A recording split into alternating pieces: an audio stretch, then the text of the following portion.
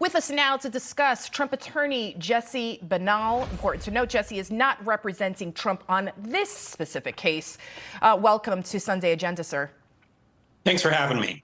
Now, the Department of Justice, it's requesting a protective order against Trump because of this. On his Truth Social, if we can pull up that full screen right there, Director. Do we have it? Okay, there you go. If you go after me, I'm coming after you. The judge now gave Trump's legal team until 5 p.m. tomorrow to respond to the government's request, because now Special Jack Smith says because of this, he's afraid and even if you look at all of the media reports, they said he's vowing retribution. Really? Do you think that's what that post meant? No, it clearly didn't. And here's the issue, is that the prosecution in this case badly wants to shut Donald Trump up. And more importantly, they want to make it so the American people cannot see any of the evidence they have in this case, because there's an overwhelming amount of evidence that will exonerate Donald Trump. And so that's really what this protective order is. It's really shocking that media organizations aren't running into court and trying to intervene in this case like they have in a number of other cases, saying that, you know, they have a First Amendment right to see the evidence in this case as well. And this protective order really is aimed at silencing the media, or really blindfolding the media from even seeing a lot of the evidence in this case. And so that's very dangerous. And it really just goes along with the prosecution's complete assault on the First Amendment in this case, that they want to shut Donald Trump up, because Donald Trump is the first president in decades, if not ever, to really call out establishment Washington for what it is, and the bureaucratic establishment in D.C. And so they need to shut him up, and that's what they want to do. And Jack Smith doesn't care that at the end of the day, an appellate court overturns this conviction because it's blatantly unconstitutional, because he thinks the process is the punishment, and he wants to stop Donald Trump from getting elected president again, and he thinks he's found the perfect judge to go along with it. Let's hope he's wrong on that last part. And speaking of that judge overseeing the case is Tanya Chutkan.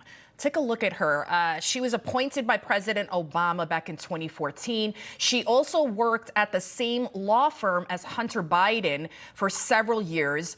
And most importantly, she is known to give out very harsh sentences to the January 6th protesters, even more severe than what the Biden's DOJ even asked for. And I spoke to, by the way, Jesse, I spoke to Alan Dershowitz last night, and he said to me that this law firm that she worked for is extremely left-wing. He even called it corrupt. So should she recuse herself? I mean, this seems like she has a major conflict of interest here.